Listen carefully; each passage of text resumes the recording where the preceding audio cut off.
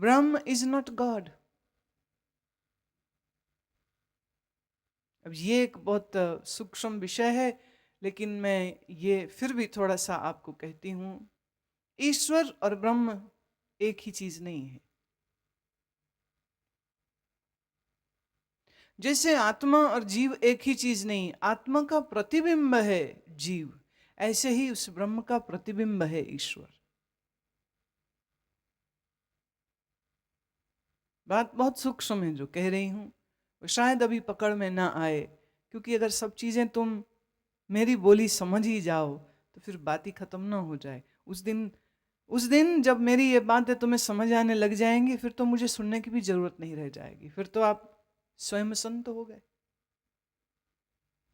But until that,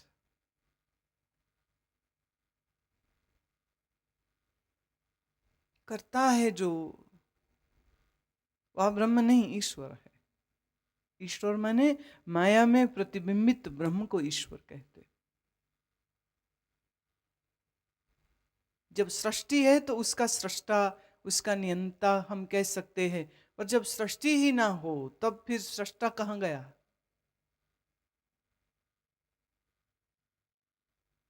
और बहुत से जो धर्म हैं वह ब्रह्म को तो समझ भी नहीं पाए, उन्होंने ईश्वर को ही लास्ट एंटिटी मान के उसी को भगवान समझा और उसी को पूजने लग गए। और पूजा भी इस तरह से, जैसे यहाँ अपने माँ पिता को पूजते हैं तो उन्हें लगा कि ये एक ऐसा पिता है जो सबसे बड़ा है और जिसने सब जगत को बनाया है और हम सब उसके बच्चे हैं। तो जिस फादर फिगर को वो जानते हैं, पिता को पहचानते हैं, माँ को पहचानते हैं, उसी पिता की फिगर को उन्होंने करोड़ों गुना बड़ा कर दिया, ज़्यादा सर्वशक्तिशाली, और ये सब भावनाएं जोड़ दी। लेकिन तुम्हारी भावनाओं के आश्रित और जो हो, और जो तुम्हारी भावनाओं से निकला और बना हो, वह ब्रह्म नहीं है। ये बड़ा एक विचित्र, कठिन, उलझा हुआ विषय। दुनिया में करोड़ों लोग ये मानते हैं कि भगवान है और ये नहीं जानते हैं कि भगवान कौन है। हिंदुओं का भगवान अलग है, सिखों का अलग है, मुसलमानों का अलग है, यहूदियों का अलग है, वैष्णवों शाक्तों का अलग है, शैवों का अलग है। और फिर इसी दुनिया में ऐसे भी धर्म हैं जो कहते हैं परमात्मा है ही नहीं। जैन है, बौद्ध है, सांख्य मत है, कहते नहीं है। जैन धर्म ने फिर भी आत्मा को तो स्वीकार किया, बौद्ध धर्म ने उसको भी स्वीकार नहीं किया, क्योंकि जिस जिस मैं को तुम मैं कहते हो, वो मैं तो तत्वों, चेतना, मन बुद्धि के जोड़ से निकली है। जब ये विखंडित हो जाते हैं तो मैं कहां?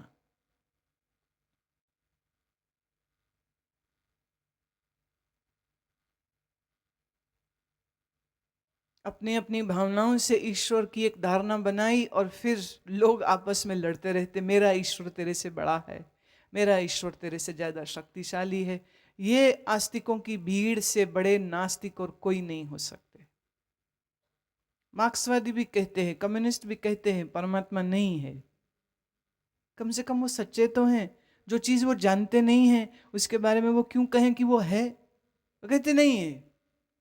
वो बात अलग है कि उन्होंने इसके ऊपर रिसर्च नहीं करी है, उन्होंने भी मान लिया है कि नहीं है। और दुनिया के तथाकथित धार्मिकों ने मान लिया है कि भगवान है।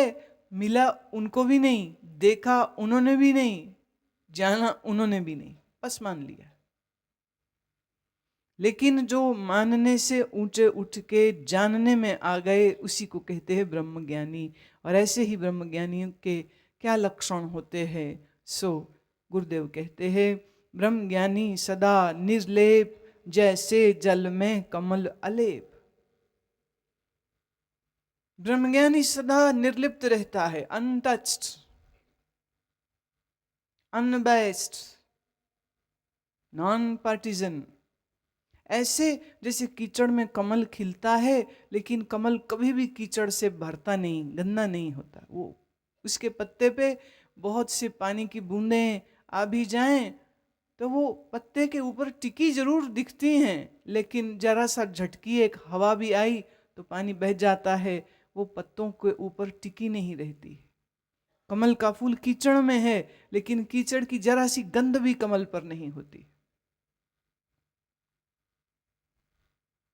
आपके मन में जहां काम, क्रोध, लोभ, मोह का कीचड़ भरा है, याद रखना इसी कीचड़ में से एक दिन कमल भी निकल सकता है। कमल और कहां खिलेगा? कीचड़ में। जिस मन से आज तुम दुख, पीड़ा, संताप, द्वेष को भोगते हो, यही मन एक दिन परम समाधि का बोध भी देगा। और ब्रह्म ज्ञानी वही है जिसका ये कमल खिल गया है, और अब वो इस संसार के कीचड़ में ऐसे रहता है कि निर्लिप्त है, अलिप्त है, अनटच्ड, ऑलवेज वर्जिन। ब्रह्मज्ञानी सदा निर्दोख, जैसे सूर सर्ब को सोख। सूर का अर्थ है सूर्य, सूरज, द सन। ब्रह्मज्ञानी अपने आप में दोष रहित होता है और वो सबको समान रूप से ज्ञान देता है, जैसे सूर्य समान रूप से सबको अपनी रोशनी और प्रकाश देता है।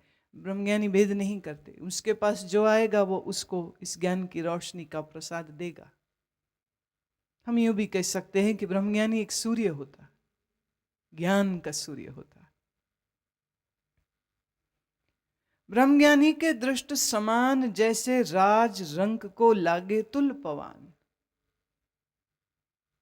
जैसे वायु, पवन सबको बराबर लगती है, एक सी सांस लेने को मिल रही है, एक सी जिस्म को महसूस होती है।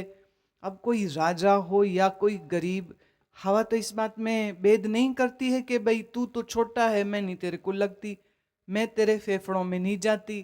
कोई राजा होवे, रंक होवे, गरीब होवे, अमीर होवे, पापी होवे, पुण्य होवे, वायु सबको एक सा सांस लेने का अवसर देती है, सबको बराबर प्राण देती है। ब्रह्मज्ञानी इसी तरह से सबको समान दृष्टि से मिलते हैं, देखते हैं और सबके जीवन में ज्ञान की प्राण ऊर्जा बराबर से भरते हैं। ब्रह्मज्ञानी के तीरज एक, ज्यों वसुधा कौ खोदे कौ चंदन लेप। वसुधा अर्थ है पृथ्वी।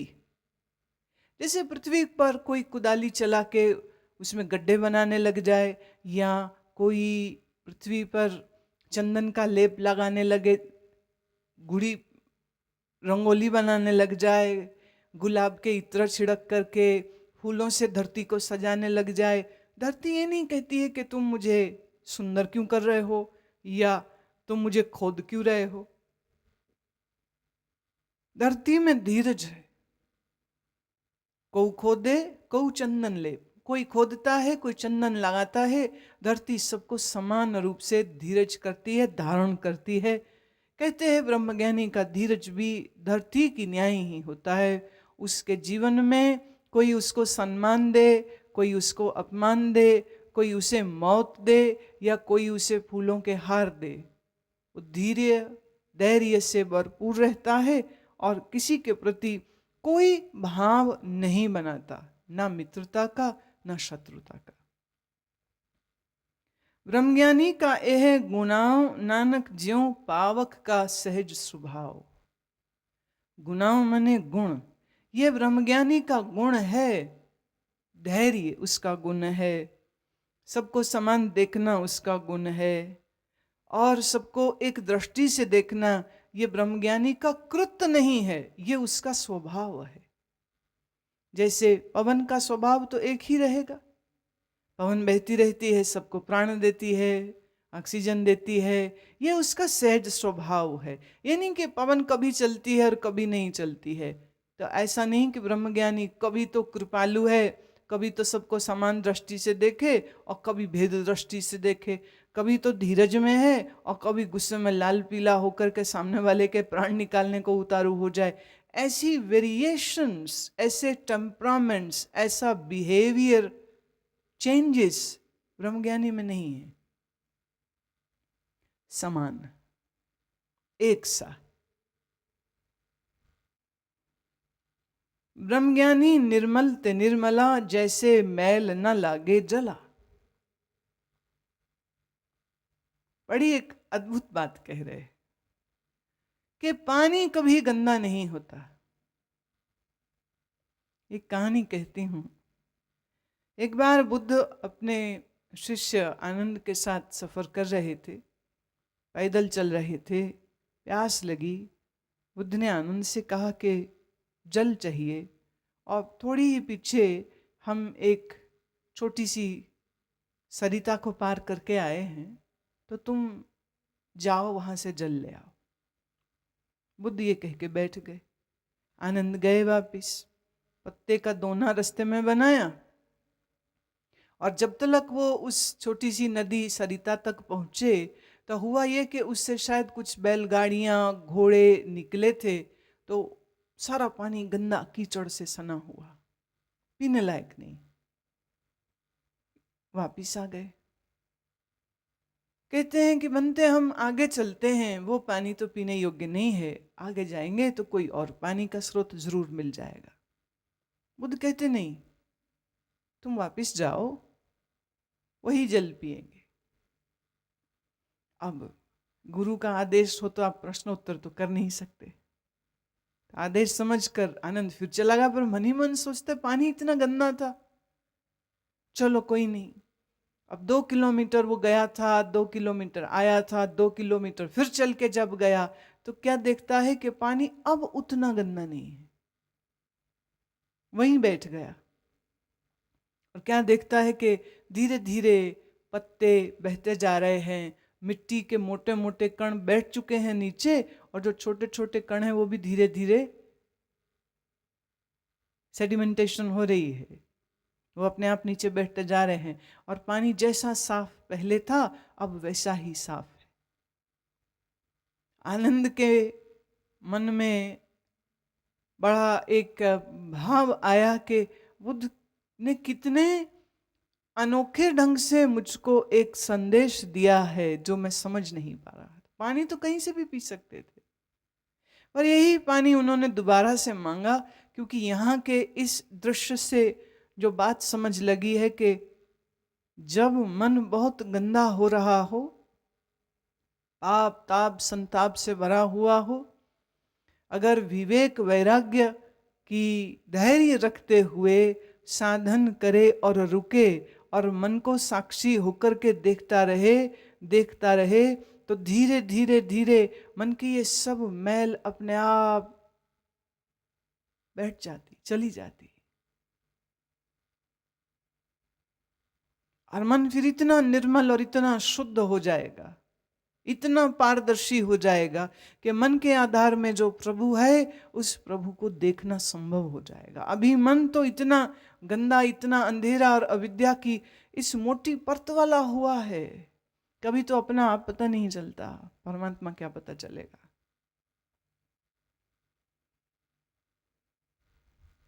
अब प्रयोग करके देखिए, कभी मन में गुस्सा आ जाए तो आप गुस्से से भड़किए मत, सिर्फ गुस्से को देखिए कि गुस्सा कहाँ आ रहा है, मन के किसी हिस्से में आ रहा है, और गुस्से को आते हुए देखिए।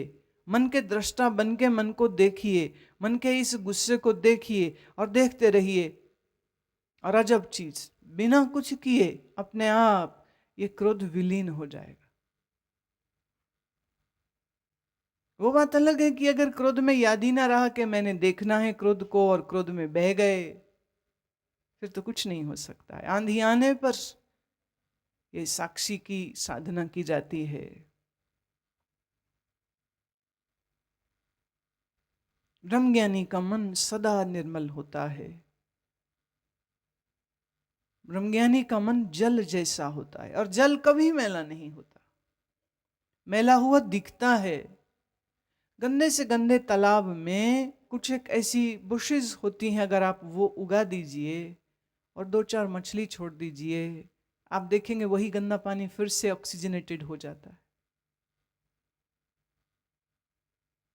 जल मैला कहाँ हुआ? मैला होना उसकी एक कंडीशन है, लेकिन मूल स्वभाव में तो जल निर्मल ही होता है। ब्रह्मज्ञानी का मन सदैव निर्मल है। जैसे मैल न लागई जला। ब्रह्मज्ञानी के मन होए प्रकाश, जैसे तर ऊपर आकाश। ब्रह्मज्ञानी के मन में ऐसा प्रकाश है, ऐसा ज्ञान का प्रकाश है, जैसे इस धरती के ऊपर आकाश छाया हुआ है। आप खुले खेत में खड़े होकर देखो तो दूर उत्तर से लेके कि दक्षिण के पूरा गोल घूम जाइए, आकाश ने चारों ओर से इस धरती को अपने घेरे में ले रखा है। धरती की कोई जगह ऐसी है ही नहीं जहां आकाश ना हो। चलते चलते धरती खत्म हो जाएगी, आकाश नहीं। आकाश ने घेरा है सब ओर से, जैसे धरती को ऐसे ज्ञान के प्रकाश से घिरा हुआ होता है ब्रह्मज्ञानी। ये नहीं कि उसके किसी एक कोने में या थोड़ी देर के लिए ज्ञान होता है और फिर वो अज्ञानी हो जाता है। ज्ञानी हर हालत में ज्ञानी है। उसकी बुद्धि में ऐसा प्रकाश है कि बुद्धि सो जाए कि बुद्धि जग जाए, बुद्धि सुषुप्ति में चली जाए कि स्वप्न में मन रहे, या कि दोनों न रहें, मन बुद्धि के होने ना होने से उसके ज्ञान प्रकाश को कोई फर्क नहीं पड़ता।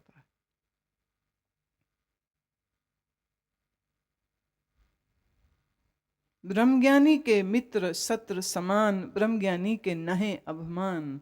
मित्र और शत्रु दोनों बराबर। देखिए अब श्री कृष्ण के यहाँ दुर्योधन और अर्जुन पहुंच गए थे, युद्ध ठहरी है। दुर्योधन को जरा सी भी हिचकिचाहट ना हुई कृष्ण के पास जाने के लिए। अब सोचिए, द्रौपदी से वो कितना प्रेम करते हैं, द्रौपदी को वो बहन मानते हैं, और इसी द्रौपदी को राज दरबार में दुर्योधन ने अपमानित किया, छल किए, कपट किए, लाक्षागृह में जलाने की कोशिशें की। ये सब चीजें क्या कृष्ण को मालूम नहीं? मालूम है। क्या ये बात दुर्योधन को मालूम नहीं? उसको भी मालूम है। लेकिन तो भी कृष्ण का व्यवहार सोचिए, दुर्योधन के प्रति कैसा प्रेम पूर्ण रहा होगा कि जब युद्ध की ठहरी तो वो बेखटके जाकर के कहते हैं मुझे मदद चाहिए, मुझे मदद कीजिए, आप मेरे पक्ष से युद्ध लड़िए। Can you believe this?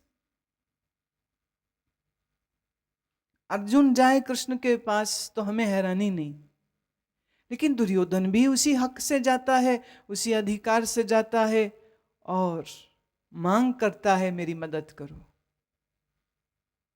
ब्रह्मज्ञानी के मित्र शत्रु, शत्रु माने शत्रु, समान। क्यों? क्योंकि ब्रह्मज्ञानी का कोई अपना अभिमान नहीं है। जब अभिमान नहीं है तो मैं नहीं है, जब मैं नहीं है तो मेरा मान क्या और अपमान क्या। ईसा को जब सूली पर टांगा गया था और वो लटके हुए हैं, हाथ पांव में कीले ठुके हुए हैं, और एक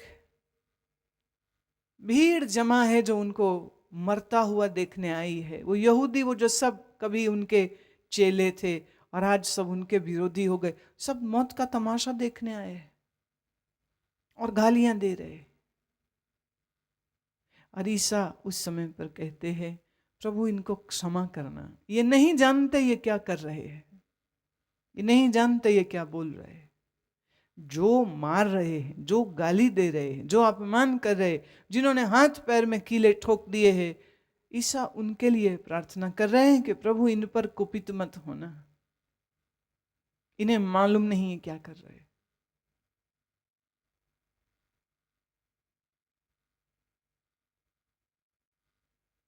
ब्रह्मज्ञानी ऊंचते ऊंचा, मन अपने है सबते नीचा।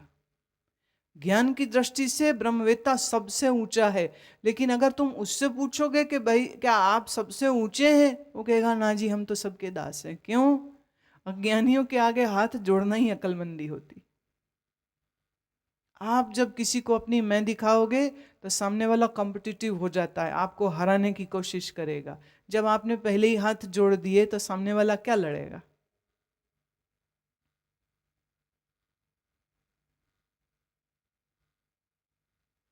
ब्रह्मज्ञानी का मन अभिमान में नहीं है, वो सबसे नीचा है।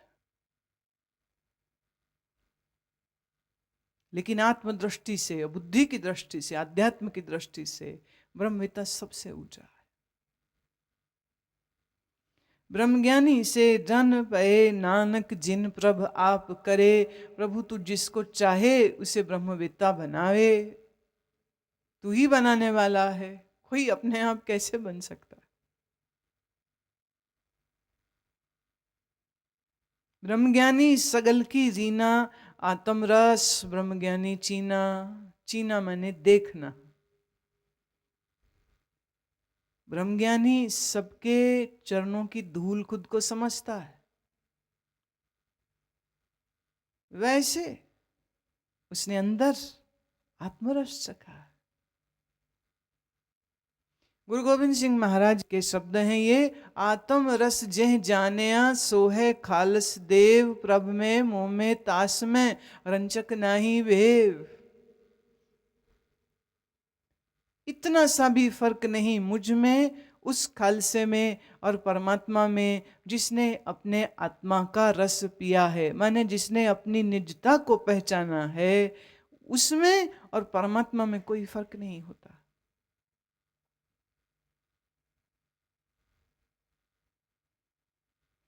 आत्म में राम राम है आत्म छीनस गुरु बिचारा रे। अरे मूर्ख जा गुरु के पास विचार कर, गुरु के दिए ज्ञान की तेरा आत्मा ही परमात्मा स्वरूप है। पर तू अपने आप को जानता नहीं, तू अपने आप को एक शरीर मानता है। ए हड्डी मांस का लोथड़ा, इसको, इस शरीर की आयु को अपनी आयु, इस शरीर के गुण धर्म को अपना गुण धर्म मानता है। ये तू जानता ही नहीं तू कौन है। ब्रह्मवेत्ता जानता है। क्यों? उसने आत्मा रस चखा है। कैसे? उसने देह इंद्रिय मन बुद्धि से अपने आप को अलग देखा, सिर्फ सुना नहीं, देखा, अनुभव किया। ब्रह्मज्ञानी की सब ऊपर मया, ब्रह्मज्ञानी तो कच्छ बुरा न भया। ब्रह्मज्ञानी की कृपा दृष्टि सब पे होती है और ब्रह्मज्ञानी के हाथ से कभी कुछ बुरा हो ही नहीं सकता है। देखिए, बुरा करने के लिए बुरी सोच होनी चाहिए, पर जिसका मन निर्मल है उससे क्या बुरा होगा।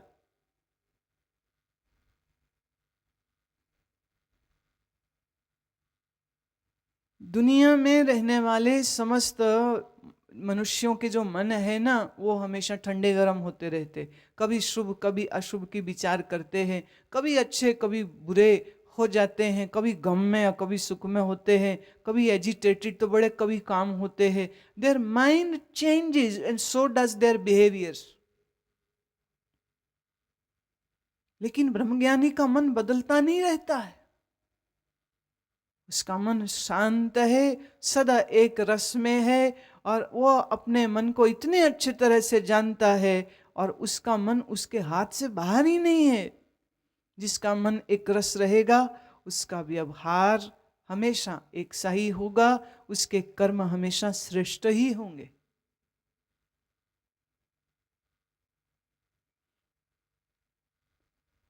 ब्रह्मज्ञानी सदा समदर्शी, ब्रह्मज्ञानी की दृष्टि अमृत बरसी। उसकी आंखें समता देखती हैं। क्यों? उसके बुद्धि में समता है। आपके मन में भेद होगा, आप बाहर भेद देखोगे। आपके मन में द्वेष होगा, आपको बाहर शत्रु दिखेंगे। आपके मन में राग होगा, आपको कुछ आपके दोस्त दिखेंगे। और याद रहे, जहां कुछ दोस्त दिखे वहां कोई दुश्मन भी जरूर दिख जाएंगे। The opposite polarities always work together. They don't get separated from one another. इतने लोगों में जब आप कहो ये मेरे वाले हैं, ये मेरे वाले शहर से आए हैं, ये मेरी जाति के हैं, ये मेरे धर्म के हैं, आपने बाकियों को काट दिया कि तुम मेरे साथ नहीं हो। ब्रह्मवेत्ता की दृष्टि हमेशा सम है, क्योंकि उसकी बुद्धि में समता है, और वो ऐसा कोई डिस्टिंक्टिव डिस्क्रिमिनेटरी सोच नहीं रखता। सब उसके अपने हैं, कोई बेगाना है ही नहीं। उसकी आंखों से कहते अमृत बरसता है। फिर वही बात, जिसके मन में अमृत की लहरें हैं उसके आंखों से भी तो अमृत ही तो आएगा, और क्या आएगा। This is called a poetic expression. आंखों से अमृत बरसेगा, डोंट टेक इट लिटरली कि आंखों से कुछ बारिश होती होगी उनके। अमृत बरसी मतलब जिस आनंद में वो रहते हैं वही आनंद उनकी आंखों से छलकता है। क्या आपको दूसरों की आंखों में क्रोध नहीं दिख जाता? जब सामने वाले के लोभ आता है तो क्या वो नहीं दिख जाता? जब सामने वाला आलस्य में होता है तो क्या वो दिख नहीं जाता है? हमारी आंखें बहुत कुछ कहती। आप खुश हैं, आप उदास हैं, आप दुखी हैं, आप सुखी हैं, तुम्हारी आंखें बताती। बच्चों को देखा कैसी चमकी हुई आंखें होती हैं। क्यों? अभी मन में कूड़ा करकट नहीं आया ना, मेरी तेरी नहीं आई, इसलिए प्रकृति के साथ रहते, खूब हंसते हैं, खूब उछलते हैं, खूब खेलते हैं, खूब मजे से खाते हैं और मजे से सो जाते हैं। चिंता कोई करते नहीं है। ऑफिस, कारोबार, टैक्स की कोई लेन देन नहीं है उनको।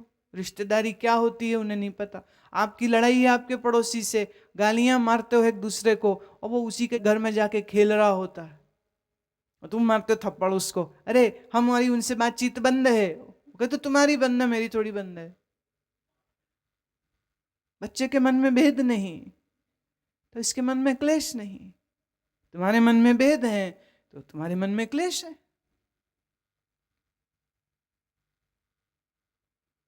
ब्रह्मज्ञानी का मन भेद मुक्त हुआ, अभेदता में है, इसलिए अंतर भी आनंद है, बाहर भी आनंद है। अंतर भी अमृत बरसता है, आंखों से भी अमृत ही बरसता है। ब्रह्मज्ञानी बंधनते मुक्ता, ब्रह्मज्ञानी की निर्मल जुगता। ब्रह्मज्ञानी के सब बंधन खुल गए, इसीलिए तो वो ब्रह्मज्ञानी है। और उसने ऐसी जुक्ति इस्तेमाल करी, ऐसी युक्ति, ऐसी टेक्निक इस्तेमाल करी जो अपने आप में निर्मल है। बंधन को तोड़ने की युक्ति क्या है? ज्ञान। और बंधन के छूटने का ज्ञान देगा कौन? बोले संत। संत भी निर्मल, ज्ञान भी निर्मल, लेने वाले का मन भी निर्मल, सब तो निर्मल हो गया, कुछ अशुद्ध है ही नहीं।